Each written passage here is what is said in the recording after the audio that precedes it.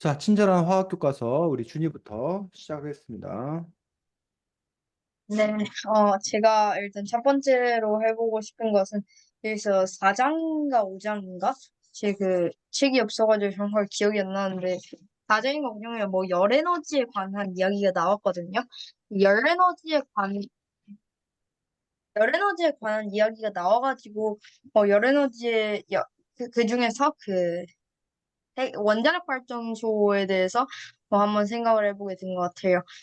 그 원자력 발전소는 일단은 많은 에너지를 우리에게 제공을 하지만 한 번 터지게 되면 위험한 그러니까 위험한 사고를 발생시킬 수 있는 어, 전기 발생 기구이죠. 그래가지고 여러분은 이게 원자력 발전소를 찬성하시는지 아니면 반대하시는지에 대해서 여쭤보고 싶었는데, 일단은 찬성하는 측의 주장은 이 원자력 발전소를 찬성하는 측의 주장은 원자력 발전소가 한 번 터지면 위험하긴 하지만 그것은 어느 정도 현재 시설을 이용해가지고 보완하면 그래도 사고 위험을 낮출 수가 있고 또한 이 원자력 발전소는 다른 발전소에 비해가지고 이, 이 환경에 피해를 입히는 어, 폐기물들을 많이 배출하지 않기 때문에 찬성한다는 것일 거고 안 나는 측의 입장은 이 한 번 원자력 발전소가 터지면 큰 위험을 끼칠 수가 있기 때문에 반대를 하는 것 같은데요. 일단 저의 입장은 찬성을 하는 것입니다.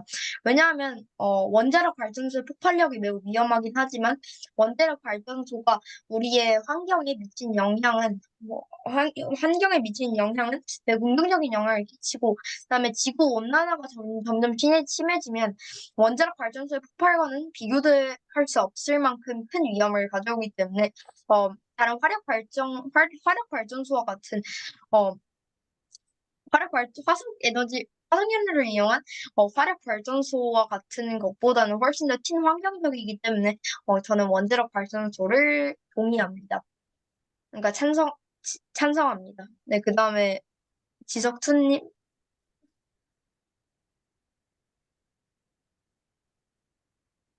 또 말이 안 들리네. 아, 네네. 네. 저 같은 설명해주세요. 경우에는 그 원자력 발전소에 대해서 찬성하는 편이고요.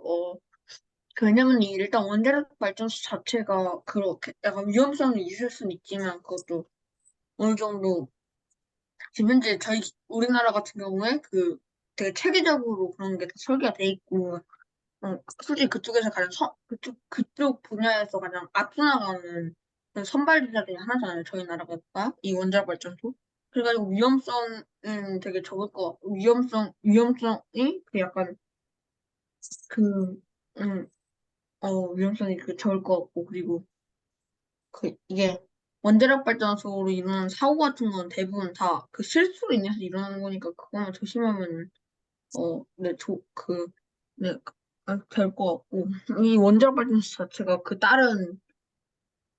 다른 그 에너지를 얻는 그런 그 발전소과 다르게 가장 친환경적인 발전소 중에 하나잖아요. 그런 이유도 있다고 저는 생각합니다. 네. 네, 감사합니다. 그 다음에 고은미님. 어, 제가 이거에 관련해서 1학기 때인가에 어떤 글을 썼던 것 같은데, 그때는 어떤 의견이었는지 기억이 잘 안 나는데, 지금은, 어, 지금 현재로서 반대 의견이 살짝 더 큰 것 같은 게, 뭔가 그러니까 다른 것보다는 환경 오염 요소도 적고, 많은 에너지를 주긴 하지만, 그 한 번의 실수로 이게 터지게 된다면 정말 많은 사람들이 위험해지기 때문에 지금 생각하기로는 저는 살짝 반대 입장이 좀 더 큰 것 같습니다. 네, 감사합니다. 그 다음에 지석원님. 신재생 에너지가 좀 많이 발달하기 전까지 원자력 발전소가 에너지를 만드는 최선의 방법이라고 생각합니다. 왜냐면 낮은 그 높은 효율로 많은 전기를 만들 수 있기 때문에 이게 좋은 방법이라고 생각하는데 신재생 에너지가 많이 개발되고 발전한다면 굳이 원자력 발전소가 필요하지는 않을 거라고 생각합니다. 현재로서는 최선의 방법이지만. 네, 감사합니다. 그 다음에 유나지님. 저는 원자력 발전소를 반대하는데 왜냐면 아까 은미님 말처럼 한 번 터지면 엄청 저 책에서 본 것 같은데 엄청 위험해진다고 하더라고요. 그리고 많은 전기가 되는 만큼 위험이 크니까 저는 원자력 발전소를 반대합니다. 네, 감사합니다. 그다음에 선생님. 네, 뭐 원자력 발전을 둘러싸고 상당히 논쟁이 뜨겁습니다. 그래서 지난 정부는 원자력 발전을 우리가 이제 중지하는 쪽으로, 그래서 신규 중지하고 이제 더 나아가서는 이제 폐쇄하는 걸로 정책 방향을 붙잡고, 그래서 이제 오래된 원자력 발전소를 기간을 연장하는 거를 스톱시키고, 또 이제 새로 지으려고 했던 것들도 중지시키고, 다만 이제 지금 현재 가동하고 있는 것 같은 경우에 그 가동 연한까지는 보장을 한다. 뭐 이런 정도의 어떤 그 입장을 지난 정부가 추진했었습니다. 반면 현 정부 같은 경우는 지금 뭐 준이 지석이와 같은 어떤 그런 입장으로서 원자력 발전이 지금 현재 우리나라에 필요한 상황이다. 그리고 특히 우리나라가 원자력 발전을 다른 나라에 수출을 해야 되는 그런 부분이 있기 때문에 우리가 안 하면서 다른 나라에 수출할 수는 없다. 이른바 그 국가 경쟁력, 뭐 이런 그 경제 논리, 이런 것들을 들면서 원자력 발전을 장려하는, 산업으로서 장려하는 그런 움직임을 현 정부가 보이고 있습니다. 그 바람에 이제 상당히 많이 이제 그 정책 방향이 달라지게 된 거고, 이른바 환경 운동 하시는 분들이 다시 이제 두 파로 나뉘는데, 보통의 환경 운동 하시는 분들은 원자력 발전을 반대합니다. 보통의 환경 운동 하시는 분들은. 근데 이제 그 원자력 발전도 그린 에너지로 봐야 된다라는 주장을 하는 사람들이 있습니다. 그게 아까 준이의 어떤 그런 논리인 거지. 그래서 지금 현재 우리가 기후위기의 가장 커다란 주범이 탄소고, 탄소 배출의 또 가장 커다란 주범 중에 하나가 바로 화력 발전이야. 석탄 발전, 화력 발전인데 그들의 논리를 갖다 놔지. 화력 발전을 중지를 하면 에너지가 부족하다. 그럼 우리가 전기 없는 세상에서 살 수 있냐? 그건 안 되지 않냐? 전기는 우리들의 삶에 있어 필수제고, 또 각종 뭐 산업의 필수제이기 때문에 전기가 있어야 된다. 그러려면 결국은 원자력 발전을 통해서 하게 되면, 원자력 발전은 탄소를 배출하지 않으니, 그러니 친환경 에너지 아니냐. 그러니 원자력 발전을 계속 해야 된다. 라는 그런 주장을 펼칩니다. 그래서 그거에 대한 논쟁들이 좀 있는데, 유럽에서 그 앞으로 이제 기후 위기와 관련해 가지고 탄소를 배출하는 그 에너지로 물건을 만들어도 그 물건을 수입하지 않겠다.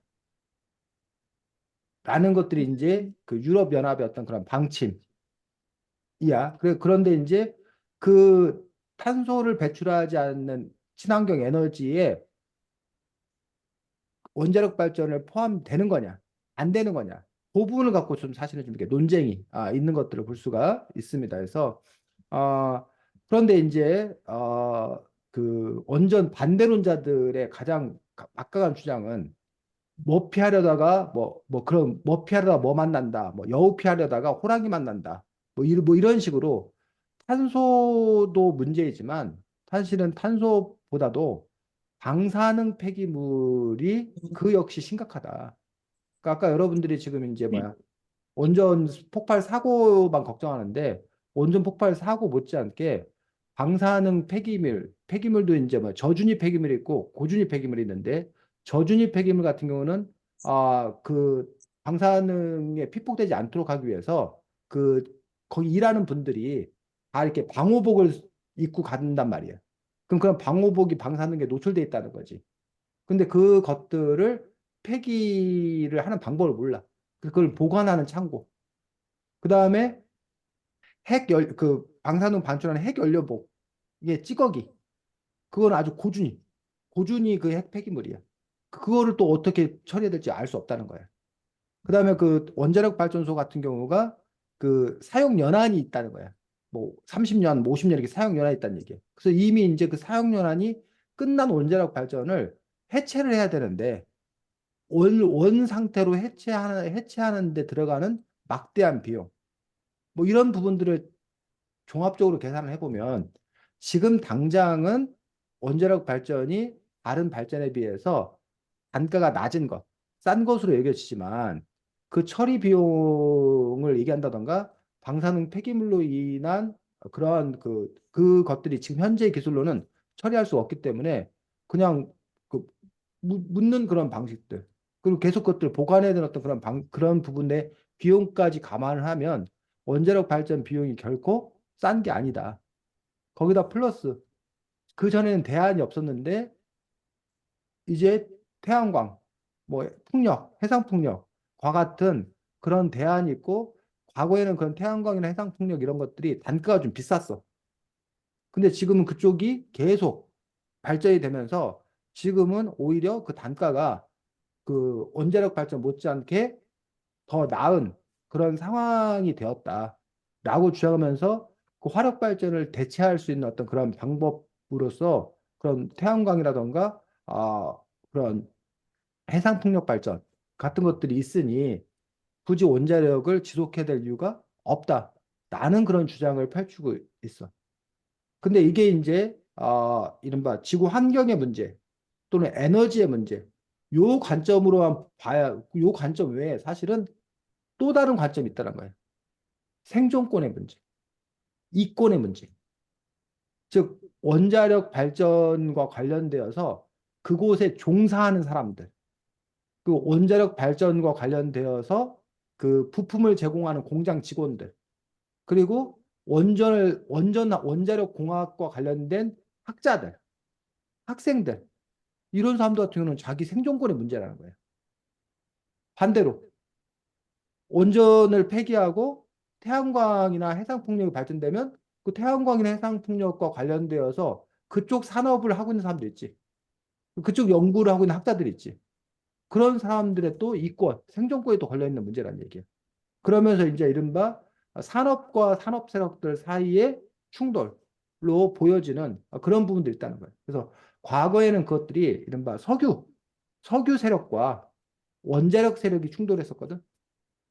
근데 지금은 석유 세력은 이제 공통의 적이야. 지금 현재는 보면. 근데 그 부분에서 이제 이른바 원자력의 세력들과 이른바 그 신재생 에너지의 세력들이 또 충돌하는 어떤 그런 지점들도 있더란 얘기지. 어쨌든 그 문제가 여러 그런 층위들을 갖고 있는데 그 부분들에서 우리는 어떠한 종합적인 판단을 할 것인 건가, 어디에 더 가중치를 둘 것인 건가, 그 부분들은 또 이제 여러분들이 뭐 각자가 또 이제 갖고 있는 가치관이나 상황에 따라서 다른 판단을 할 수 있을 거라고 생각이 듭니다. 근데 우리나라 같은 경우에 이제 우리나라는 뭐 일본과 달리 지진 때가 아니다. 그러니까 특별히 문제가 없다는 주장이 있었는데 최근 들어서 경주나 이런 데서 이제 지진이 나면서 우리나라도 지진의 안전대가 아니다는 또 그런 주장을 펼치는 사람들이 있고 또 하나는 우리나라 같은 경우가 문제가 되는 게 뭐냐면 너무 그 원전이 특정 지역에 몰려 있다는 거예요. 그러다 보니까 그 사고가 났을 경우에 그것도 연쇄 사고가 날 가능성이 큰 그런 지점들도 문제로 여겨지고 있습니다. 그리고 이제 아까 지석2가 그런 얘기했어. 대부분이 실수로 벌어지는 거에 불과하니 실수를 줄이면 되지 않냐라고 했는데 그게 사실은 제일 큰 문제라는 거예요. 그 실수. 근데 그 실수라는 게 하고 싶어서 하는 사람은 없다라는 거예요. 말 그대로 실수라는 거예요. 근데 그 실수가 걷잡을 수 없는 어떤 그런 사태를 불러일으키기 때문에 결국은 실수해도 문제가 생기지 않도록 하는 그 안전망을 만드는 것들이 사실은 또 필요한 그런 일들이 아닌가라고 보고 뭐 이 얘기 나왔으니까 하나만 더 얘기하자면 환경론자들 주장에는 이런 주장을 펼치는 경우도 있어. 원자력 그만두고 태양광 풍력으로 바꾼들 뭐 하냐. 결국 그건 다 끊임없이 우리 인간의 욕망에 의해서 끊임없이 에너지를 더 많이 생산하려고 하고, 그럼 결국은 태양광이나 풍력, 해상 풍력 역시 또 다른 문제를 야기시킨다. 그러니 우리 인간들이 에너지 자체를 사용을 확 줄여야 음, 된다. 어? 줄일 생각은 안 하고 자꾸 뭘 만들 생각만 하냐라고 주장하는 그런 분들이 있습니다. 또 한쪽에는 또 그런 분들이 있습니다. 그래서 사실은 그 층위가 여러 층위가 이렇게 있는 거예요. 그 중에서 여러분들은 어떤 점에 있나를 봐야 되고 참고로 아까 준이가 책이 없어가지고 약간 착각을 하고 왔는데 원자력 발전 얘기가 나온 게 4장 열에너지 때문에 나온 게 아니라 5장의 원자에 대해서 음, 설명하면서 이렇게 원자력 에너지와 원자 핵 폭탄에 대해서 자세히 설명하고 있는 그 부분들이 있는데 우리가 이 책이 이제 화학책이다 보니까 화학과 관련되어서 우리가 이해되는 부분들이 있기 때문에 그 부분들을 우리가 먼저 확인을 하고 넘어가도록 하겠습니다. 책 있는 사람들 책 189쪽을 보도록 하겠습니다.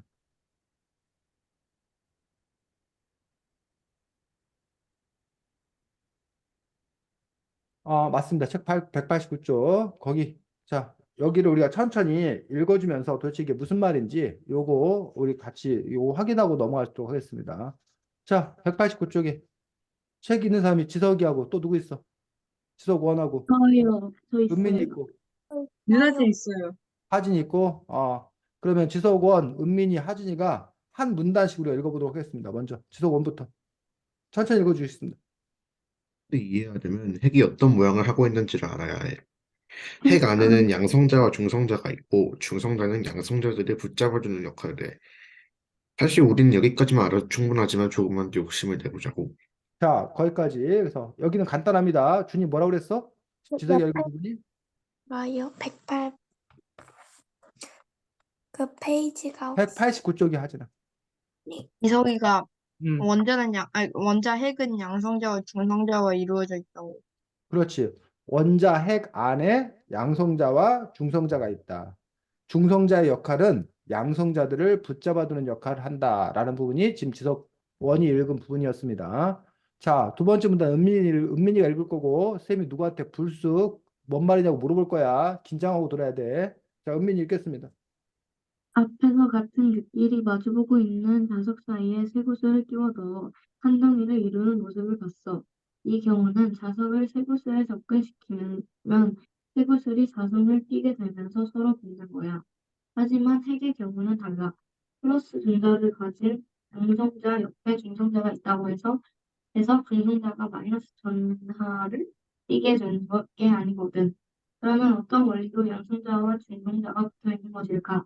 여기서 짠 하고 등장하는 게 핵력이야. 자, 지석 2. 은민이가 읽은 부분이 뭐라고 하는 거야? 한마디로. 마지막에 뭐라고 했죠? 핵력.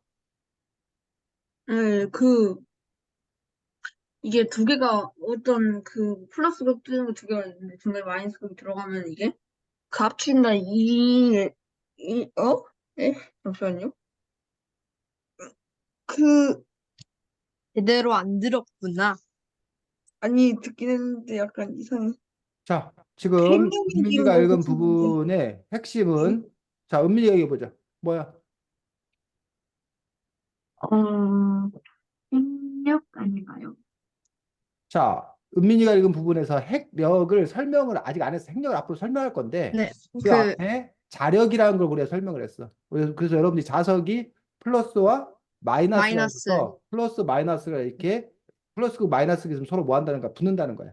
네, 플러스와 플러스끼리 서로 뭐 하고? 그러니까 떨어지고. 또 플러스 안 하지. 뭐 n극 s극이 갖고 n과 n은 서로 이렇게 밀쳐내고 ss는 서로 밀쳐내고 n과 s가 하면 서로 붙고 뭐 이런 식의 어떤 그런 작용인데 비해서 핵력은 그렇지 않다라고 양성자와 중성자는 그렇지 않다라고 얘기를 하고 있습니다. 그래서 양성자와 중성자를 이해하려면 핵력이라는 걸 이해해야 된다라고 얘기하고 있어. 그럼 앞으로 이제 핵력에 대한 설명이 나오겠지. 자, 하진이 읽겠습니다. 핵력은 원자핵을 구성하는 핵자, 양성자와 중성자의 총층들 사이에 작용하는 힘이야. 전자기력이나 중력과는 상관없는 힘이지. 참고로 자연계의 근본적인 힘으로 네 가지를 꼽는데 바로 중력, 전기력, 자력, 핵력이야. 핵력은 핵자들이 핵 안에 들어있는 아주 작은 소립자인 중간자를 주고받는 과정에서 생겨나. 자, 지석원, 하진이가 읽은 부분에서 뭐라고 그랬어? 여기에 핵자들은, 그러니까 원자핵을 구성하는 핵자들은 서로 핵력이 작용하고, 이 핵력은 핵자들이 소립자들을 주고받으면서 생겨난다. 그렇지. 그 얘기가 가장 중요한 핵심이었습니다. 그래서 원자핵을 구성하는 양성자, 중성자 이런 거를 핵자라고 그러는데 그것들 사이에서 작용하는 힘을 우리가 핵력이라고 그러고 그 핵력은 어, 핵자들 안에 아까 양성자, 중성자 안에 아주 작은 소립자인 중간자라는 게 있대. 근데 그런 중간자들을 주고받는 과정에서 핵력이라는 게 발생한다라고 얘기를 하고 있습니다. 그게 이제 가장 중요한 핵심이었고 참고로 이 우주 안에 있는 힘을 커다랗게 네 가지 얘기하면서 중력, 전기력, 자력, 핵력을 얘기하고 있습니다. 중력과 전기력과 자력과 핵력. 근데 지금 우리가 여기서 가장 중요한 건 핵력. 이게 제일 중요한 거지. 다시 지석원. 음. 아, 또 읽으. 잠깐 지금 약간 와이파이 연결이 안 좋아가지고 잠깐 못 이거. 들었어요. 핵력은 매우 강한 능력이기 때문에 영어로 strong force라고 불리기도 해. 하지만 안타깝게도 핵력은 아주 가까운 거리에서만 작용해. 핵력이 작용하는 한계 범위는 1에서 2 펜토미터 정도야. 따라서 핵자들이 아주 가까이에 접해 있을 때 핵력이 작용하지만 핵 작은 거리가 멀어지면 핵력이 작용하지 못해. 자, 하진이, 지석원이 읽은 부분의 핵심이 뭐야? 음, 핵력이 아주 가까이 있을 때는 핵력이 작용하지만 핵자가 간 거리가 멀어지면 핵력이 작용하지 못한다. 자, 그거 하나 하고 또 하나 얘기하고 있는 게 뭐였어? 지금 하진이가 잘 얘기했지. 핵력은 아주 가까이 있을 때만 영향을 미친다. 조금만 멀어져도 핵력은 영향을 미치지 못한다는 부분이 하나고 또 하나는 그리고 영어로 strong force라고 불린다. 왜? 왜냐하면 핵력은 매우 강한 힘이어서. 아주 강하다. 그러니까 첫 번째 핵력은 아주 강하다. 두 번째, 그런데 핵력은 가까운 것들 사이에서만 핵력이 영향을 미치지 멀어지면 영향을 미치지 못한다. 핵력의 성질, 핵력의 특성 두 가지를 지금 설명하고 있는 부분이었습니다. 다음 누가 읽을 차례죠? 하진이 읽을 차례인가? 하진이? 은민이었나? 은민이. 음, 그에 비해 전자 기력은 핵력이 미치지 못하는 먼 거리에서도 작용해. 무슨 뜻인고, 무슨 뜻인고 하니 원자 번호가 증가하면서 핵의 크기가 커지면 핵의 양쪽 끝에 있는 양성자들 간에 잡아당기는 힘, 즉 핵력은 크게 줄어들게 돼. 하지만 양성자들끼리 서로 밀어내는 전자 기력, 즉 톡력은 여전히 강하지. 입자들 간에 밀어내는 힘은 변할 수 없는데 끌어당기는 힘이 줄어든다면 당연히 불안정한 상태가 되겠지. 어, 자, 지석2, 뭔 말이에요? 너무 끊기는데 응? 안, 안 끝에서 들리는데. 잘 못 들었다고? 준이. 그에 반해서 전자기력은 매우 강력한 힘이다. 그 핵력과 비해서 전자기력은 더욱더 강력한 힘이고 그 뒤에는 약간 끊겨가지고 잘 안 들렸는데 그 앞에 자, 부분 그 원자 번호 얘기가 나오는데, 원자 번호가 작은 게 있고 큰 게 있는데, 원자 네, 번호가 그러니까 원자 번호가 작은 건 쉽게 말하면 핵이 작다는 거야. 근데 그죠? 원자 번호가 뭐 하면 커지면 클수록 점점 힘이 이제 나가 뭐라는 거야? 뭐 쉽게 커지는 말하면 거죠. 핵이 커진다는 거야, 쉽게 말하면.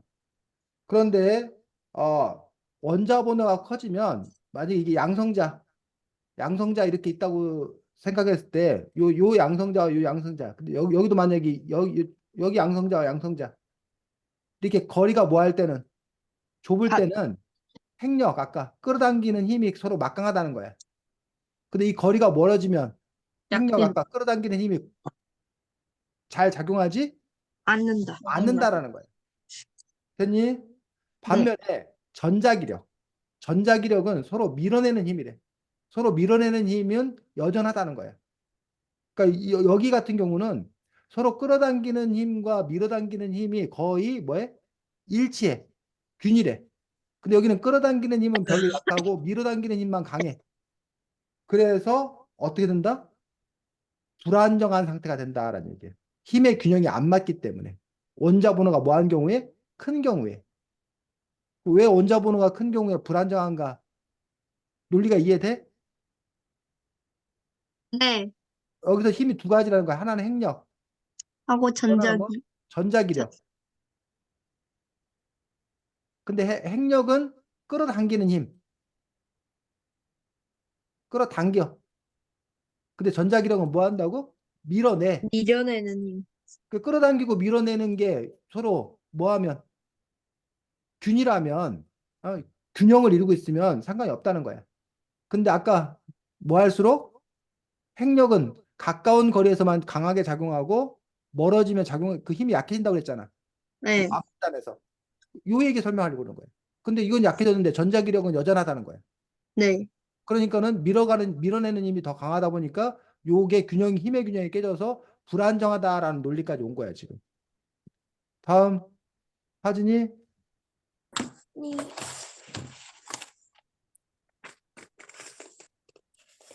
이러한 우라늄을 아니지. 존재하는 어디를 뭐 다어째 줄 거야지. 네? 이때 중성자가.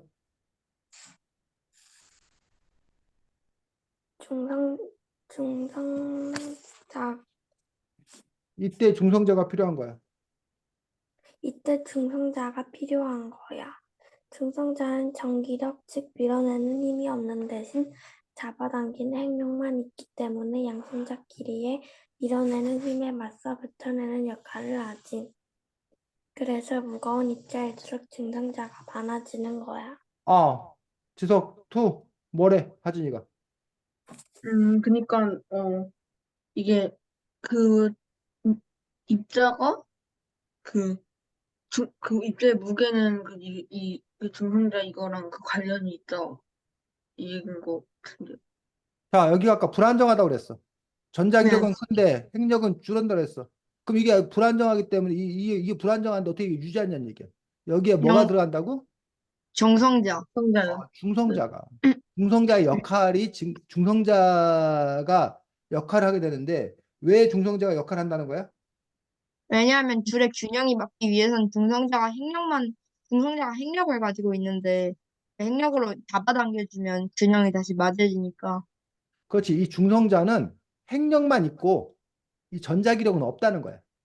근데 이 중성자가 얘들이 아까 서로 거리가 멀어가지고 끌어당기는 힘이 약하다고 그랬잖아. 네, 밀어내. 중성자가 대신 끌어당겨 준다는 거야. 그래서 이 큰 원자 번호가 클수록 이 중성자 수가 뭐하다 더 많다라는 것까지 지금 얘기를 하고 있는 거야. 됐니? 네. 이게 중성자면 이렇게 중성자. 이렇게 중성자가 더 이렇게 많다는 거야. 얘들은 두 개가 유지하기 때문에 중성자의 역할이 별로 없다는 거야. 근데 얘들은 중성자가 많이 역할해서 애들을 이렇게 균형을 잡아줘야 된다는 거야, 지금. 그 얘기까지 지금 하고 있는 거야. 다음, 지석, 원. 대부분의 대물질은 핵력이 전기력보다 크게 작용하기 때문에 안정한 상태야. 하지만 양성자 수가 중성자 수에 비해 지나치게 많은 원소들이 일부 있어. 이들은 핵이 불안정한 상태이기 때문에 자연적으로 붕괴되려고 하지. 이러한 물질을 방사능 물질이라고 해. 대표적인 원소가 우라늄이야. 우라늄 원소는 핵력과 전기력의 차이가 거의 없기 때문에 매우 불안정한 상태지. 자, 하진이, 뭐래? 양성자의 양성자 수가 중성자 수에 비해 지나치게 많은 원소들은 핵이 불안정한 상태여서 이 물질을 방사능 물질이라고 한다. 자, 여기서 아까 이 양성자가 이렇게 있는데 이 양성자들 사이의 균형을 중성자가 잡아준다고 그랬어. 근데 이 중성자보다도 양성자가 더 뭐하면 많으면 많으면 중성자들이 뭐야 제대로 이걸 막아낼 수 없다는 거야. 즉 균형을 못 맞추죠. 지속 1과 지속 2가 싸우는데 준이가 야 너네 싸우지 마 이렇게 말린단 말이야. 그럼 그나마 이제 그 말려진다는 얘기야. 근데 말리는 사람은 준이 혼자밖에 없는데 지속 1, 지속 2 싸우지 하진이하고 은민이 막 머리끄댕이도 잡고 막 싸우지. 그럼 준이 혼자서는 도저히 그걸 뭐 할 수 없다는 거야. 그걸 다 말릴 수 막아낼 없다. 수 없다는 거야. 근데 뭐 예를 들면 지석 1과 지석 2만 싸우는데 준이도 막아내고 준이도 싸우지 말라 그러고 하진이 은미도 다 같이 야 너네 그러면 안 되지 싸우지 마 하고 막 지석이는 하진이는 지석이 붙잡고 은민이는 지석 2 붙잡고 막 이렇게 준이는 또 중간에서 말리고 이러면 싸움이 좀 이렇게 진정될 거 아니야. 근데 그러니까 그래도 보통의 이번에 원자들은 그렇다는 거야. 근데 여기 뭐 이른바 방사능 물질 운하륨 같은 경우는 뭐 말리는 건 준이 혼자밖에 없고 지석 원투 하진 은민이 막 다 서로 싸우고 있다는 거야. 그러니까 뭐 하는 거야? 불안정하다 그 얘기를 지금 하고 있다는 거지. 그래서 왜 원자력 발전을 그 연료가 우라늄을 가지고 그 연료를 사용되는지 그 이유가 지금 설명이 되어 있는 거지. 다음 누굴 차례야? 하진이? 그럼요. 은민이? 네. 이러한 우라늄을 가지고 실험을 통해 분열 현상을 발견한 사람은 독일 과학자 오토 한이야. 그는 원자 번호는 92인 우라늄의 원자핵의 중성자를 쏘면 우라늄보다 훨씬 가벼운 원자 번호 56인 바륨이 생성된다는 걸 발견했어. 양성자와 중성자 수백 개가 어우러진 거대한 핵 덩어리가 작은 중성자 입자 하나로 인해 펑 하며 갈라진 거지. 이게 바로 핵분열이야. 어. 자, 원자 번호가 90이라는 얘기야. 네, 원자 번호 우라늄. 1번이 누구야? 우라늄. 불안님 아니에요, 이번에? 원자 번호 1번이 우라늄이야? 아, 1번은 1번은 H, 수소. 수소야, 수소. 수소. 1번부터 쭉 있는 건데, 우라늄이 92번이라는 거야. 전체가 지금 뭐 100, 뭐 몇 번까지 있는데, 118. 92번이면 원자 중에서 큰 거야, 작은 거야? 큰 거죠. 큰 쪽에 큰 속하는 거야. 편이죠. 큰 쪽에 속하는 거고, 그래서 여기, 중성자를 쏘면 우라늄보다 훨씬 가벼운 원자 번호 56인 바륨이 생성된다는 걸 발견했다라고 이야기하고 있습니다. 자, 그래서 이제 핵분열이 일어날 수 있음을 오토한이라는 사람이 발견한 것들이 이제 중요한 의미가 있는 거지. 다음 누굴 차례야? 하진이? 그런 것 같아요. 이거 아슬아슬하게 겨우 평행을 유지하고 있던 우라늄 235의 중성자를 쏘면 1차 분열이 일어나게 돼. 그로 인해 엄청난 에너지와 함께 방출돼 두세 개의 중성자가 주변의 우라늄 핵들에 부딪히면서 2차, 3차 분열이 일어나고 그로 인해 더 큰 에너지와 함께 많은 숫자의 중성자들이 쏟아지면서 4차, 5차, 6차, 7차 이런 식으로 순식간에 셀 수 없이 많은 연쇄 반응들이 일어나면서 상상도 못할 무시무시한 에너지를 방출하는 거야. 이게 바로 원자력 발전과 원자폭탄의 원리야. 그래서 여기 보면 우라늄 235라는 물질에 중성자를 쏘게 되면 그 분열이 일어나면서 다시 엄청난 에너지와 함께 중성자가 또 생기고 그럼 그 중성자가 옆에 있는 우라늄 핵을 또 뭐해서 또 건들면서 또 2차, 3차 분열이 나고 그것들이 계속 이제 증폭되어 가는 과정에서 아주 엄청난 에너지가 발생한다. 그 엄청난 그 에너지가 발생하는 것들이 바로 원자 폭탄이 되거나 원자력 발전이 된다는 거예요. 자, 거기 계속 읽어보겠습니다. 지석원 191쪽. 그러면 지석원 찌석. 너무 렉이. 원자 폭탄과 우주는 뭐가 다른 걸까? 응? 읽어. 왜? 다시 와이파이 잘 안 돼? 은민이 읽자 그러면. 제가요? 그러면 아, 하나요? 191쪽. 그러면 원자폭탄과. 그러면 원자폭탄과 우리가 유용하게 사용하는 원자력 발전은 뭐가 다른 걸까? 바로 반응 속도와 우라늄 농도의 차이야. 원자폭탄의 경우 순도 100%에 가까운 우라늄을 사용해 0.00001초 내에 핵반응을 한 번에 일으켜서 엄청난 에너지를 얻지만 원전의 경우 18개월 정도의 긴 시간 동안 순도 2에서 5%의 저농축 우라늄으로 꾸준히 핵분열을 일으켜 지속적으로 에너지를 얻는 거야. 자, 그래서 원자폭탄과 원자력 발전의 차이는 뭐다? 반응 속도와 순간적으로 농축을 많이 방출하는 게 원자폭탄이고 천천히 오랫동안 방출하는 게 그 원자력 발전소예요. 그렇지. 반응 속도와 우라늄 농도의 차이에서 우라늄 농도부터 말하면 순도 100% 핵폭탄은 반대로 원자력 발전에는 순도 2에서 5% 정도니까 한 20분의 1에서 50분의 1 정도의 순도를 확 줄인 거란 얘기. 그러니까 네, 그만큼 그러면 폭발하는 그 힘이 상대적으로 뭐하다는 거야? 20분의 1에서 50분의 1로 줄어들겠지, 일단 기본적으로. 네, 두 번째로는 반응 속도가 우라늄을 사용해서 0.00001초래. 핵반응을 한 번에 일으킨다는 거야. 네, 반면에 원전은 얼마? 18개월 동안. 그 18개월 동안 나눠서. 그러니까 이건 계산도 안 되는 거지, 이거는. 수백억 분의 1로, 그러니까 뭐 한 거야, 그거를? 줄인 거지, 쉽게 말해서. 그린 거죠. 원자폭탄이 그 팡 터지는 그 엄청난 그 에너지 방출되는 거를 0.00001초니까 이게 1초를 18개월로 한다고 해도 1초가 뭐야 60초가 1분이고 뭐야 3600초가 1시간이고 그걸 다시 24로 곱하면 뭐 몇십만 초가 이 그쵸. 하루고 그런데 그걸 다시 1년 얼마니까 그러면 그것만 해도 몇 억이 될 텐데 그걸 다시 0.00001로 하니까는 이건 아주 기하급수로 큰 숫자만큼으로 그거를 천천히 핵 반응을 하는 그 통제하는 것들 그게 바로 원자력 발전이라고 얘기하고 있는 것들을 볼 수가 있습니다. 그래서 그 부분에 대해서 이렇게 설명을 하고 있는 거지. 그래서 원자핵이 뭐고 원자력 발전이 뭐고 이게 화학적으로는 도대체 이게 어떤 원리로 가능한 건지 라는 부분들이 그리고 그것들을 이야기해서는 화학에서 여러분들이 원자핵 안에 있는 양성자와 중성자라는 거, 뭐 핵력이라는 거, 이런 것들에 대해서 여러분들이 제대로 잘 이해하고 있어야지만이 원자력 발전의 그런 원리에 대해서 제대로 잘 알 수 있게 된다는 거지. 됐습니까? 자, 준이 또 진행할 거면 하고 안 그러면 다 했으면 다 옮기고.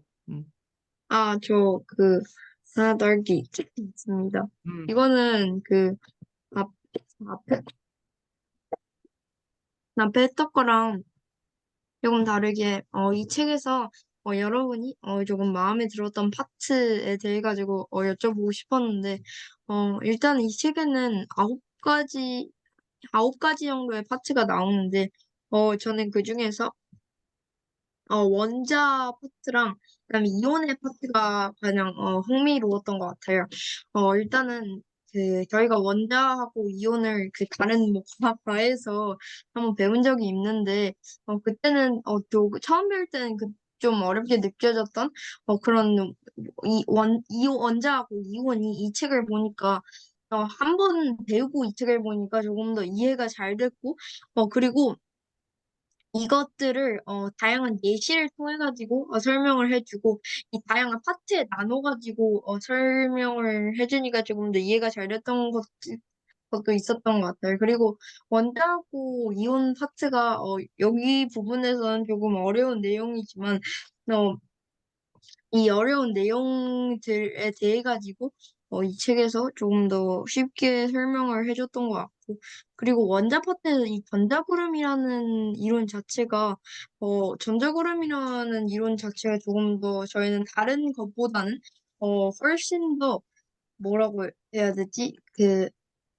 신선하게 왔던 것 같아요. 그러니까 전자구름이 전자가 존재할 확률을 약간 구름의 그 형태로 표현한 거잖아요.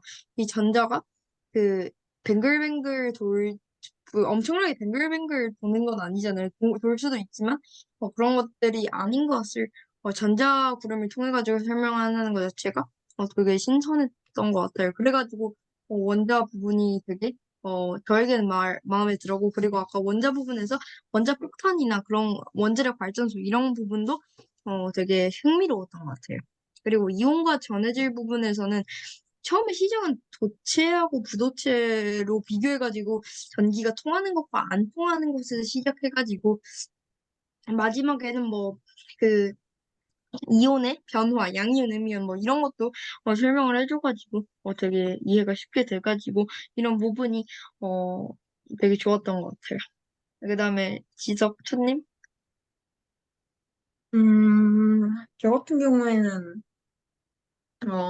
그, 5장이었나? 그 원자 나오는 오장 원자 맞습니다. 나오는 파트랑, 그리고 7장의 화합물과 화학식 그 파트가 가장 좋았던 것 같은데요. 제가 개인적으로 화학에 좀 많이 옛날에 관심을 가졌고, 그리고 그걸 좀 좋아하는 파트다 보니까, 보면서 재밌게 봤던 것 같고, 약간, 뭔가 좀 아쉬운 부분이나 뭐 그런 게 좀 보였던 것 같습니다.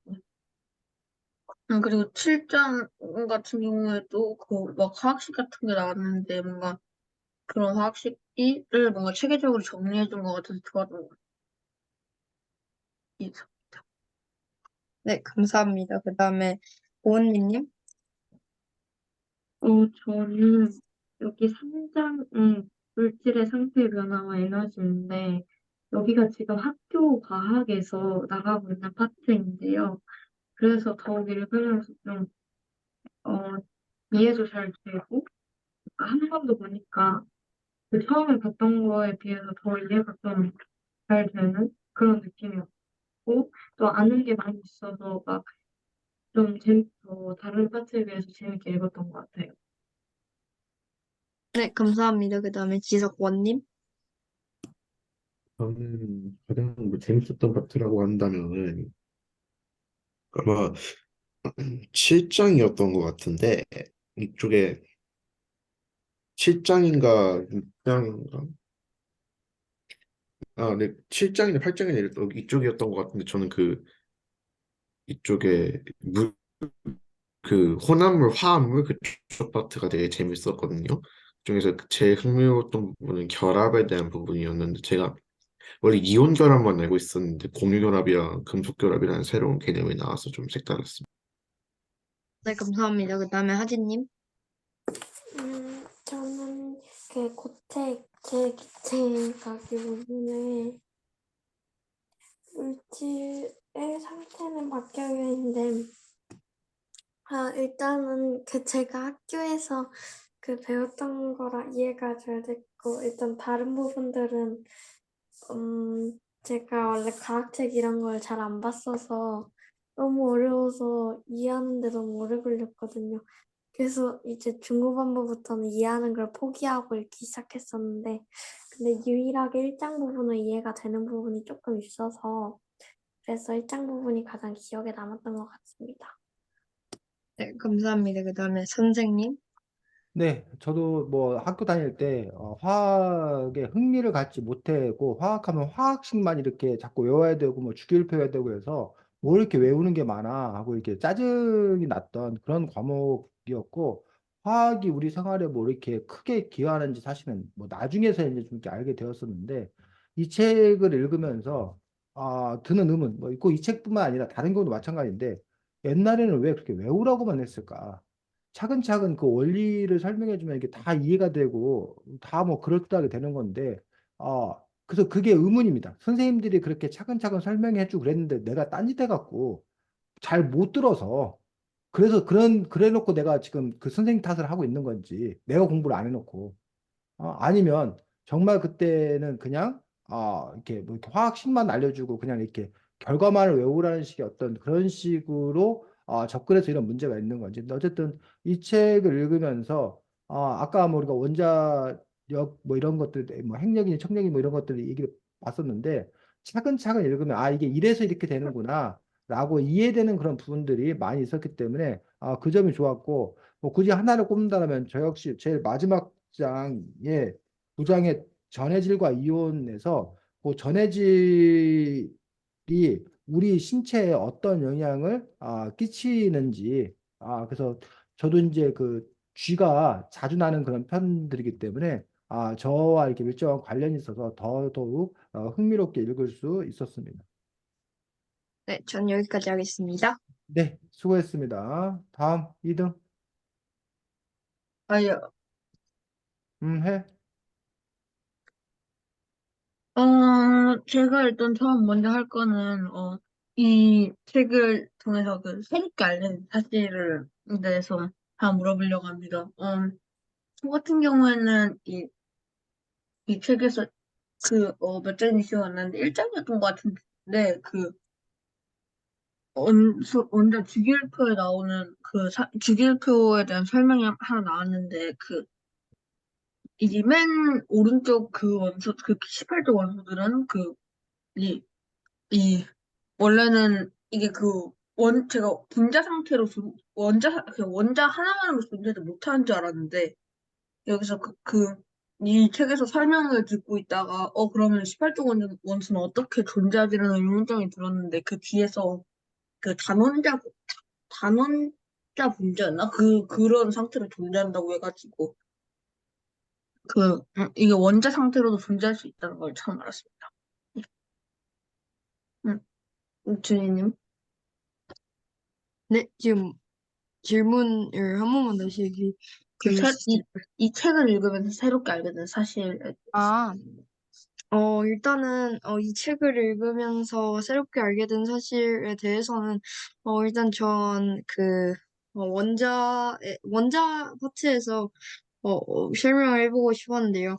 일단은, 아까 말했던 것 같이 전자구름에 대해서 아직 정확하게는 몰랐는데 이 전자구름에 대해 가지고 아까 말했던 그 과학이라는 거기 하나는 한번 말해주신 것 같긴 한데 정확하게 기억이 안 나가지고 이 부분을 흥미롭게 봤는데 그래가지고 전자구름에 대해 가지고 더욱더 확실하게 알 수 있었던 것 같아요. 그래가지고 이런 부분에서 이 책을 통해 가지고 얻은 지식들을 어, 한 번 다시 확인하고 그러는 게 되게 이 부분에서 네, 새로운 지식을 얻을 수 있었던 것 같아요. 알겠습니다. 네, 하루님. 저는 뭐였지? 잠깐만요. 전 조금 생각해보고 하겠습니다. 네, 알겠습니다. 은미님. 저는 원래 내가 새롭게 알게 된 사실을 아는데, 여기 그 사장 열 에너지 같은가? 여기서 뭐지? 그 바다랑 육지랑 되는 사장이야. 아직 그게 나오는데, 원래 알고는 있었는데, 이제 육지가 이제 낮에랑 밤에 뭐 바다가 더 차가워지고 이런 게 원래 알고 있었지만 이유를 조금 더 자세히 알아서 이게 살짝 좀 더 새롭게 알게 된 것 같아요. 네, 알겠습니다. 하진님.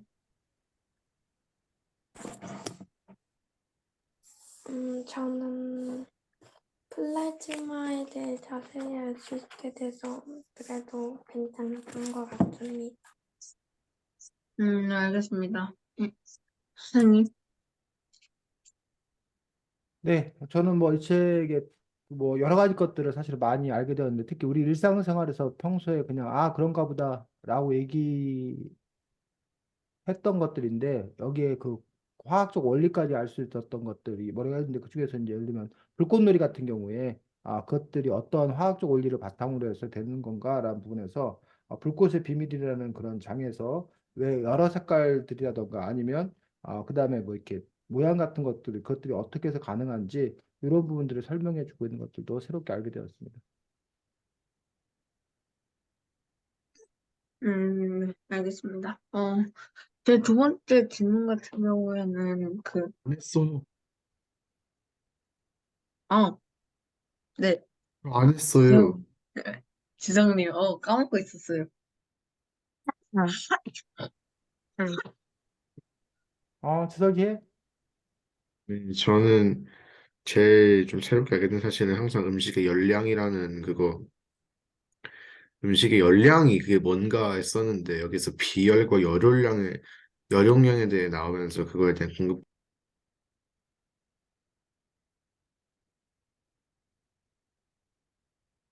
음, 열량에 대해서 알게 됐답니다. 지석투 진행해.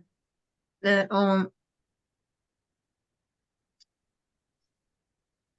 제 두 번째 질문 같은 경우에는 이 책에서 나오는 여러 실험이 있었는데 그 실험 중에 하나인 그 러더퍼드의 그 알파 입자 산란 실험 그 알파 입자 그 라듐 라듐 80 네, 라듐의 라듐에서 나오는 그 입자 중에서 하나의 알파 입자가 플러스를 띄고 되게 플러스를 띄는 그 알파 그 입자를 이용해가지고 얇은 금판에다가 튕겨내가지고 그 튕겨낸 게 어디로 나가는지를 보는 실험이 있었는데 근데 그 실험의 결과가 좀 특이한 아이인데 그 실험 결과를 두고 만약에 내가 러더포드였으면 어떤 생각을 했을까에 대해서 이렇게 질문해 보려고 합니다. 저 같은 경우에는 이게 그 튕겨나가는 게 짜잘짜잘 튕겨나간 것도 있었지만 한 번에 팍 튕겨나간 것도 있었던 거란 말이에요.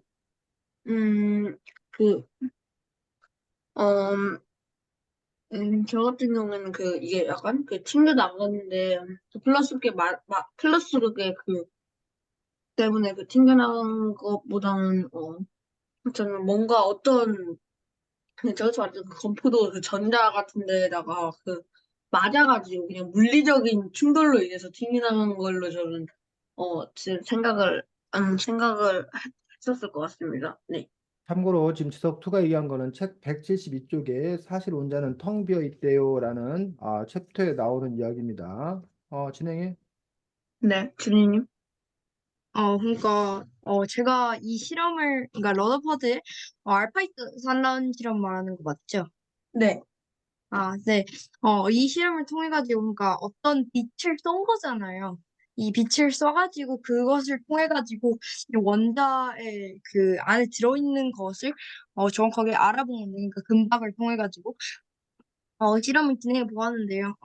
여기서는 저도 그러니까 그때 러더퍼드와 같이, 많은 지식들과, 그런 지식들을 가지고 있었다면, 저도 러더퍼드와 비슷하게 생각을 할 것 같은데, 그러니까, 이 원자 안에 원자핵 그것의 대부분을 차지하는 그 양변하라는 것이 어떤 조그마한 빛에 대부분 집중되어 있다는 그 생각을 러더퍼드 비슷하게 할 것 같긴 해요. 근데 만약 어 그러니까 조금 더 옛날이거나 아니면 조금 더 옛날이거나 아니면 지식이 충분하지 않은 상태였다면 그런 생각을 하지 못했을 거지만 물론 그게 현재 아무도 또 발명되지 않는 상태에서 제가 그런 실험 결과를 얻었다고 했을 때 제가 제 상상력이 그 정도까지 따라갈지는 모르겠지만 어쨌든 러더퍼드와 비슷하게 생각했을 것이라고 저는 생각을 합니다.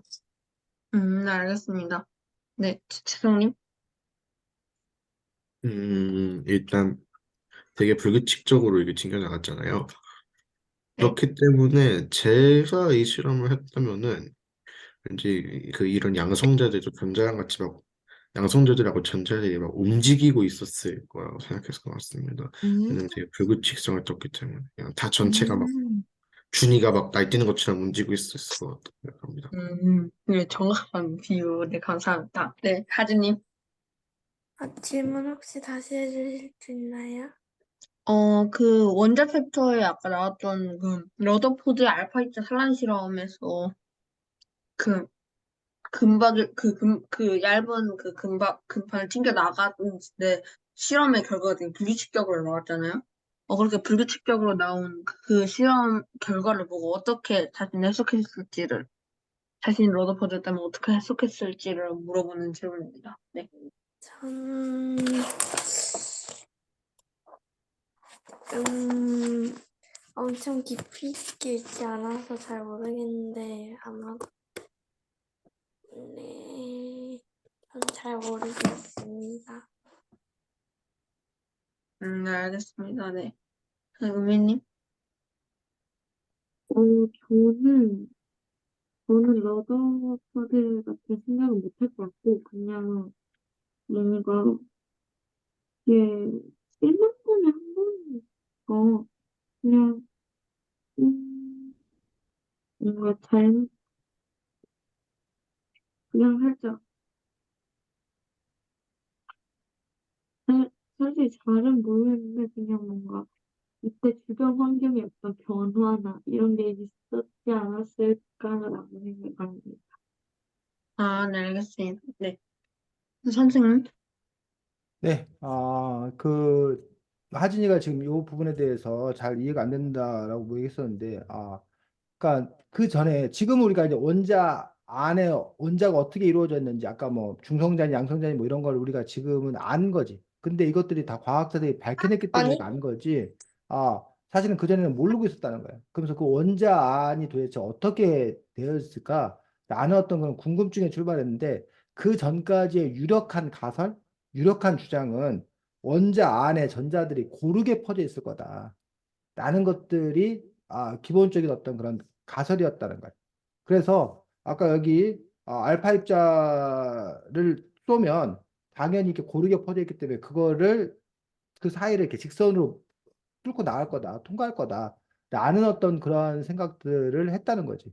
그런데 어, 실험한 결과 예상한 대로 나왔더라면 그냥 그래 맞아 원래 우리 가설이 맞아 이렇게 될 텐데 그게 그냥 똑바로 가지 못하고 아까 말한 대로 뭐 휘는 놈도 있고 뭐한 놈도 있고 여러 가지 어떤 그런 부분이 있기 때문에 그렇다면 왜 이런 일이 벌어지는 걸까라는 부분들에 대해서 여러 가지 그것들이 설명될 수 있는 그런 가설을 세울 수밖에 없다고 생각되는데 그러면서 이제 여기 그 뭐야 학자는 그 안에 고르게 분포되어 있지 않고 핵이 이렇게 있을 거다라는 그러한 주장을 이렇게 새롭게 펼치게 되는 부분을 볼 수 있고 그래야 그 전에 실험의 어떤 그런 결과들이 해석이 된다라는 거지.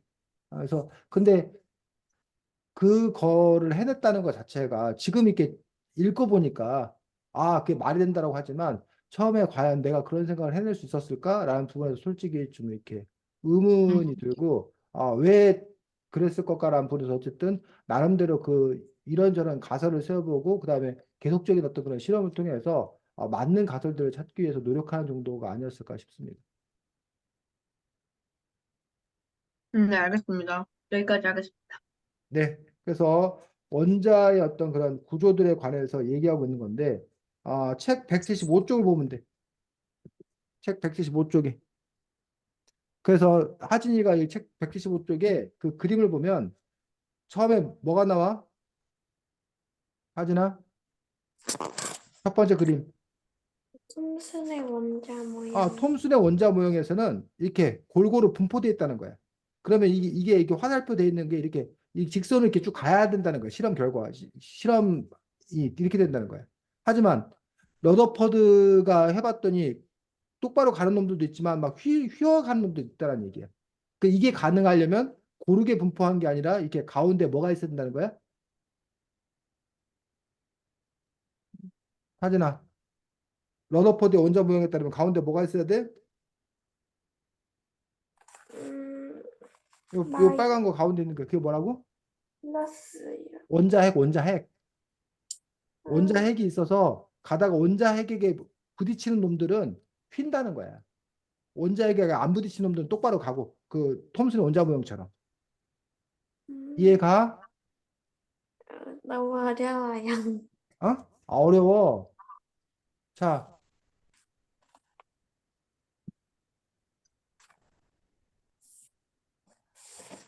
이렇게 있는데 여기에 뭐가 이렇게 있게 있어. 근데 이게 약한 놈들이야. 이게 고르게 퍼져 있다면 약한 놈들이야. 그러면 이걸 여기서 그 뭘 쏘면 애들이 이걸 무시하고 그냥 이렇게 간다는 얘기야. 그러니까는 지석이, 준이, 뭐 하진이, 은민이가 이렇게 서 있어. 근데 탱크가 그냥 오면 어떻게 된다는 거야? 너네들 그냥 뭐 짓밟고 그냥 가버린다는 거야. 이석이가 탱크 부셔요. 너네들이 이렇게 있어도 탱크가 강한 힘이기 때문에 그냥 밀어 붙여버릴 수 있다는 거야. 하진아, 말 돼? 네. 이게 약하기 때문에 이게 그냥 이렇게 똑바로 갈 수 있다는 거야. 그런데 실험을 해보니까 이렇게 똑바로 가는 놈도 있는데 똑바로 못 가고 이렇게 가는 놈도 있더란 얘기야. 그럼 도대체 왜 애는 이렇게 똑바로 가야 되는데 왜 똑바로 안 가고 휘어질까? 라고 이 사람이 궁금했다는 거야. 그럼 이렇게 휘어지려면 얘보다 더 힘센 누군가가 여기에, 뭔가가 여기에 있는 거야. 힘센 뭔가가 있는 거야. 그래서 여기 들어온 애가 이거에 부딪히면 뭐 한다고 생각하는 거야? 휜다고 생각하는 거야. 약한 놈들이 고르게 퍼져 있는 게 아니라. 하진아, 이해가? 네. 그러면서 이 존재가 그럼 뭐냐? 이 존재가 뭐라는 거야? 어? 혼자요. 원자 핵. 아, 이게 지금 원자 안에 도대체 뭐가 어떻게 돼 있냐? 라는 부분인데, 그제는 원자 안에 이런 것들이 플러스 전하가 이렇게 고르게, 약한 플러스 전하가 고르게 퍼져 있을 거다라고 가정을 했는데, 알고 봤더니 이런 실험에 의해서 고르게 퍼져 있는 게 아니라 중간에 이렇게 원자 핵이라는 놈이 꽉 자리를 잡고 있어갖고, 이게 원자 핵하고 부딪히면 튕겨 나와서 방향이 꺾이더란 얘기야. 이거를 여기 러더퍼드라는 사람이 알아낸 거란 얘기지. 그 바람에 우리가 원자 안에 원자 핵이라는 존재가 있다는 사실들을 알게 됐다는 거야. 그 얘기를 지금 여기 설명해 놓은 거예요.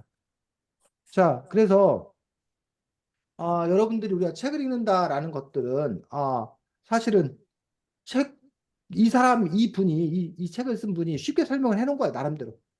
근데 거기서 이제 두 가지야. 이 설명을 읽으면서 이게 이렇구나라고 여러분이 알아듣고 이해하고 깨우칠 수 있으면 그걸로 충분해. 근데 경우에 따라서 여러분 이 말을 읽어도 이게 뭔 말인지 모르는 그런 경우가 있다는 얘기야. 그 경우는 두 가지 경우지. 이 책을 쓴 사람이 아직도 너무 쉽게 쓰지 않은 거예요. 어렵게 쓴 거야, 어렵게. 그것도 너무 어렵게 쓴 거예요. 또는 이 사람이 쉽게 썼음에도 불구하고 읽는 내가 대충 읽은 거예요. 막 읽은 거예요. 그게 뭔가 그걸 이해해 보려고 따져보지 않고 그냥 휙 넘겨버린 거예요. 글자만 구경한 거예요. 그 부분에서 여러분들이 봐야 될 것은 내가 정말 열심히 두 번 읽고 세 번 읽고 이게 무슨 말인지 알아들으려고 막 애썼어. 그런데도 이해가 안 돼. 그러면 이 사람이 너무 어렵게 쓴 거예요. 아니면 내가 아직 이 책을 읽을 수준이 아닌 거야. 어? 근데 여러분들이 처음에는 뭐 그랬었는데 따져 읽으니 내가 잘 알겠더라. 그러면 그걸 통해서 우리가 독서를 제대로 했다라고 얘기할 수 있는 거지. 자, 다음 3번이 누구예요? 저요. 은민이. 일단 첫 번째 질문은 이거는 그냥 살짝 책에 나오는 문제를 한번 다시 같이 풀어보는 건데요. 여기 이거 사장 열 에너지에서 어떤 문제가 하나 나오는데 다음 중 일어날 수 없는 일은 해서 문제가 나옵니다. 일단 1번 여름에 냉장고에서 꺼낸 차가운 물이 곧 미지근해진다. 2번 뜨거운 국을 식탁 위에 놓아두면 식는다. 3번 커피 머신에서 갓 내린 커피의 온도가 점점 올라간다. 이게 그냥 답을 알겠는 사람도 있을 수 있고 책을 읽어서 아는 사람도 있을 수 있는데 저는 여기 책 아래에 답이 나오기 때문에 먼저 말 안 하고 제일 마지막에 말하도록 하겠습니다. 일단 윤지석 원님, 질문 한 번만 다시 해주세요. 지금 잘 안 들려가지고. 어, 다음 중 다음 중에서 일어날 수 없는 일은 1. 여름에 냉장고에서 꺼낸 차가운 물이 곧 미지근해진다. 자, 2. 여름에 잠깐만 천천히 은민아. 여름에 냉장고에서 물을 꺼냈는데 그 물이 곧 미지근해진다. 이 일이 과연 일어날 수 있는 일인가 일어날 수 없는 일인가? 첫 번째고 두 번째. 뜨거운 국을 식탁 위에 놓아두면 식는다. 뜨거운 뭐를? 국이요. 뜨거운 국을 식탁에 올려놓으면 식는다. 두 번째. 세 번째. 커피 머신에서 갓 내린 커피의 온도가 점점 올라간다. 머신에서 내린 커피의 온도가 점점 올라간다. 이 셋 중에서 있을 수 없는 일? 네, 어, 지석원. 아니, 근데, 근데 이거 뭐, 답이 나오지 않는 거네. 그러니까 뭐냐고 답이 뭐니? 저 근데 여쭤볼 게 있는데, 하면 답이 나오는데 이거. 그러니까는 뭐니? 다시 물어보잖아. 저 근데 여쭤볼 게 있는데, 3번이에요. 물어봐, 준이야. 원두가 올라간다는 얘기가 하늘로 올라간다는 얘기예요? 열. 아, 온도, 아, 온도. 온도. 아. 진행해, 은민이. 윤희석 원두가 아니라 온도. 온도. 음, 3번. 그다음 하진님. 전 그 3번 커피가 내릴 때 온도가 높아진다가 틀린 것 같습니다. 네. 윤희석 팀님. 저도 뭐 당연히 3번이 틀린 것 같죠. 네. 박준희님. 3번이요. 네, 맞습니다. 정답은 3번인데, 이게 책에 나오지만, 그래도 한번 문제를 내봤는데요. 이거는 솔직히 그냥 이 책 안 읽어도 풀 수 있는 문제였고요.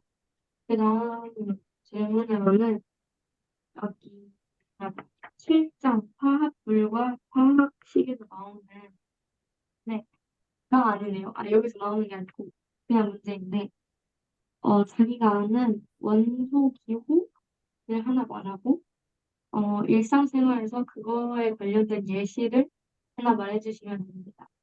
일단 저는 헬륨, 그래서 H의 기호라는데요. 이거는 일상생활의 헬륨 풍선에서 쓰이는 걸 본 적이 있는 것 같습니다. 그다음 하진님.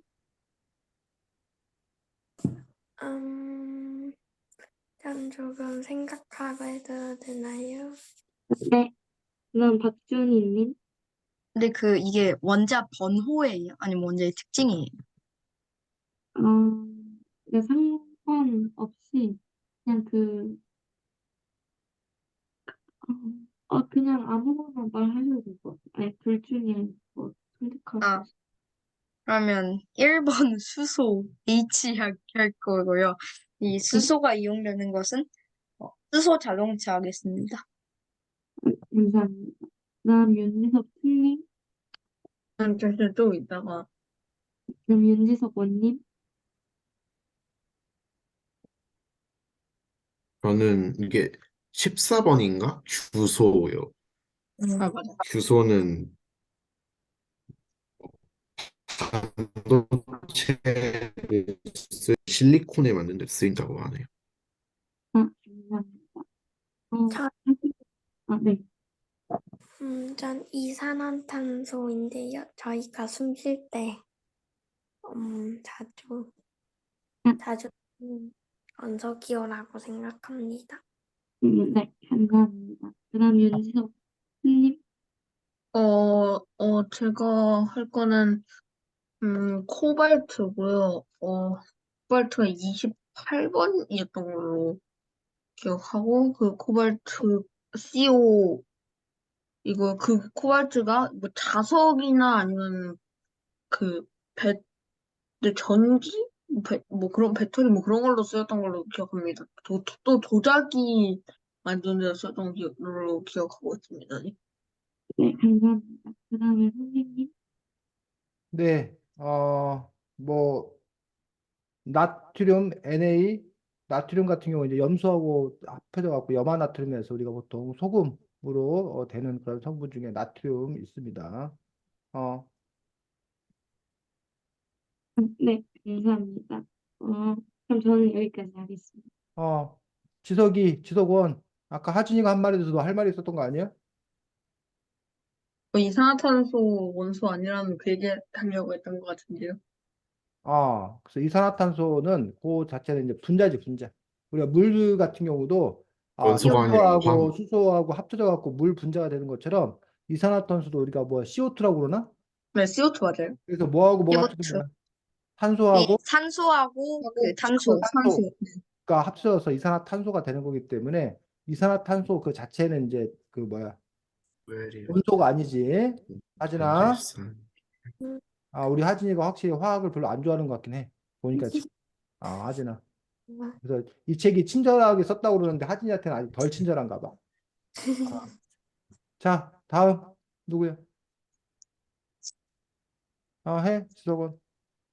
네, 제가 하려고 했던 걸 몇 개 다 뺏겨가지고 앞에서 어, 저는 첫 번째 질문은 첫 번째 질문은 뭐야 화학이 자신의 적성에 맞는지 그리고 만약 그런 왜 그런 그리고 만약 맞거나 맞지 않다면 왜 그런지 그 이유를 듣고 싶은데요. 일단 저는 화학이 적성에 좀 맞는 것 같습니다. 애초에 이런 과학 분야를 되게 좋아하기도 하고 또 화학 중에서 특히 원자 관련된 이온 이런 거에서 되게 흥미를 많이 느껴서 화학은 적성에 잘 맞는 것 같습니다. 그다음에 박준희? 네. 어, 화학은 과학의 네 개의 분야 중 하나잖아요. 그러니까 지구과학, 생물, 물리, 화학인데, 어, 과학이, 거의 물리와 같이 외워야 할 게 답이잖아요. 근데 제가 공부하는 것 중에서는 그냥 외우는 게, 가장, 그래도 다른 것보다는 조금 더 잘하는 것 같아가지고, 화학이, 조금, 맞는 것 같습니다. 네, 지석이? 네, 저 같은 경우에는 초등학교 때부터 화학을 좋아했어가지고, 아직도 되게 좋아하는 편이고, 거기에 대한 관심도 많은 편이어서 그쪽에, 네, 좋은 편이에요. 그쪽에, 음, 네. 네, 하진님? 전 일단 화학을 엄청 극혐하는데 수학이랑 과학을 진짜 국어랑 영어는 잘 나왔는데 수학이랑 과학이 성적표가 보여주기 민망할 정도로 못 나왔거든요. 그래서 저는 그리고 어렸을 때부터 책은 그래도 많이 읽고 중학교 때도 책은 제가 저희 반에서 가장 많이 읽는 아이인데 진짜 딱 소설책만 읽어서 성적이 나락을 갔습니다. 아무튼 그래서 저는 일단 과학을 엄청 싫어하고요. 그중에서 화학 파트를 가장 싫어합니다. 민?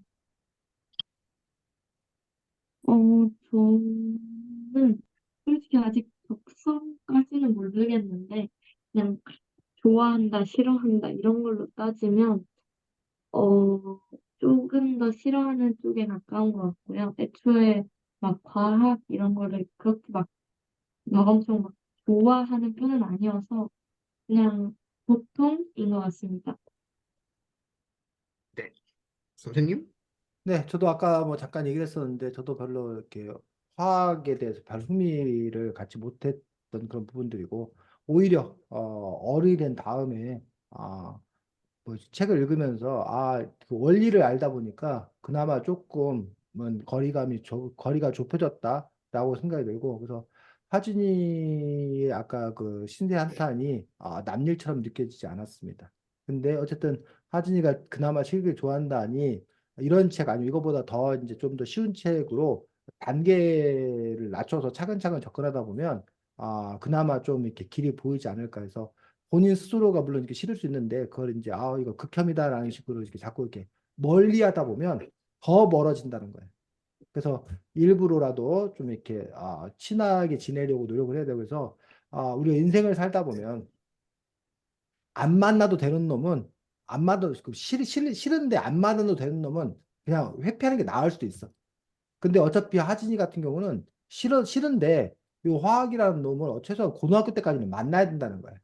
그러니까 고등학교 때까지는 만나기 때문에 어느 정도 이렇게 적당한 거리 아니면 어느 정도는 가까워질 필요가 있기 때문에 그런 점에서 어쨌든 하진이가 전략적 선택을 좀 하는 것들이 필요하지 않을까 싶습니다. 다음 지석이 다 네, 했어? 여기까지 하겠습니다. 네, 수고했습니다. 하진이? 네. 전 일단 앞에 질문이 거의 뺏겼는데 음, 음, 없으면 안 해도 돼, 하진아. 그럼 전 다음 시간에 질문해도 되나요? 그래, 하진은 다음 시간에 1번으로 하고. 자, 아까 은민이가 커피 뭐 그 얘기했던 것들은 그 열의 이동에 대해서 설명하기 위해서 했던 그런 부분들인데 거기서 그 화학에서 제일 중요한 부분에서 다시 한번 확인하자면 뭐 여러분 다 알고 있는 거지. 열은 온도가 높은 곳에서 낮은 곳으로 이동한다라고 얘기하는 그 한 가지 법칙과 또 하나가 접촉하고 있는 두 물체의 온도는 서로 온도가 같아질 때까지 계속 변한다라는 거. 즉, 나중에 지석원이 데이트를 한단 말이야. 그러면서, 여자친구, 준이 손을 딱 잡는단 말이야. 너 왜 이렇게 손이 차가워? 그거 하면, 이리 와! 하고 손을 딱 잡아주면 지석원의 따뜻한 그 손에 있는 열이 준이의 그 차가운 손에, 으로 넘어간다는 얘기야. 그 지석 입장에서는 준이가 손이 차갑게 느껴지고 준이는 지석이 손이 따뜻하게 느껴진다는 거야. 그런데 두 사람이 계속 손을 붙잡고 있으면 얼마 지나지 않아서 뭐해? 지석이 손과 준이 손이 그 온도가 같아지고 그렇게 되면 이제 더 이상 열의 이동이 이루어지지 않는 그런 부분에 대해서 이야기하고 있는 것들을 볼 수가 있습니다. 그래서 자, 선생님 마지막 말씀 너무 심하신 것 같아요. 왜 뻥준이 뻥준인데 지석이랑 손을 잡는 건 지금 지석이도 지금 지석이랑 얘기야? 지석이랑 이러고 손을 잡을 수 있는 건 지석이뿐이에요. 둘이 아니, 사귀었어. 근데 제가 옛날부터 예측을 하긴 했어요. 지석이랑 준이랑 약간, 네. 좀 자, 그런 약간 애매한 그런 게 흐른다고 딱 얘기를 하긴 했는데, 자, 숙제가 두 가지가 있습니다. 첫 번째 숙제는 메리 크리스마스 하기입니다. 에? 첫 번째 숙제는 메리 크리스마스 하기라고. 메리 크리스마스! 자, 두 번째 아니, 메리 크리스마스 말하는 게 아니라 메리 크리스마스 하라고. 네? 너네가. 두 번째 네? 숙제는 새해 복 많이 받기가 숙제입니다. 그래서 우와. 여러분들이 이번 주하고 아니 다음 아? 주하고 다다음 주 연말연시 2주간 쌤 휴가여서 우리가 언제 만나냐면 1월 12일 날 다시 만날 거고 그래서 2주 빠지는 것 때문에 다음 주에도 그냥 바로 우리가 글쓰기 안 하고 바로 책 수업을 하도록 하겠습니다. 그래서 다음번에 볼 책은 국어 교과서 여행 중1 수필편입니다. 국어 교과서 여행 중1 수필에서 옛날에는 교과서가 하나였어. 국정교과서가. 이거예요? 잘 안 보여. 아마도 그런 것 같아. 너가 지금 뭘 저기 해놔가지고 필터링 해가지고 잘 안 보이는데 국어 교과서 여행 중1 수필편이어서 여러 교과서에 실려 있는 수필들만 뽑아놓은 거야, 모아놓은 거야. 그래서 맞습니다. 중1 수필편이어서 그 책 가지고 우리가 다음번에 함께 이야기 나누도록 하겠습니다. 딱 집에 있던 그리고 책이네요. 그 다음번에는 하진이가 1등을 하도록 하겠습니다. 하진아. 네. 그래서 여러분들 내년에 만나도록 하겠습니다. 올 한 해 여러분들 만나가지고 함께 책에 관해서 이야기 나누고 또 글 쓰고 그럴 수 있어서 아주 쌤 입장에서는 행복한 시간이었습니다. 아주 감사합니다. 자, 저도. 또 잘 부탁합니다. 네. 잘 지내고 네. 안녕. 안녕히 메리 가세요. 크리스마스입니다. 새해 복 많이 받으십시오. 네. 네.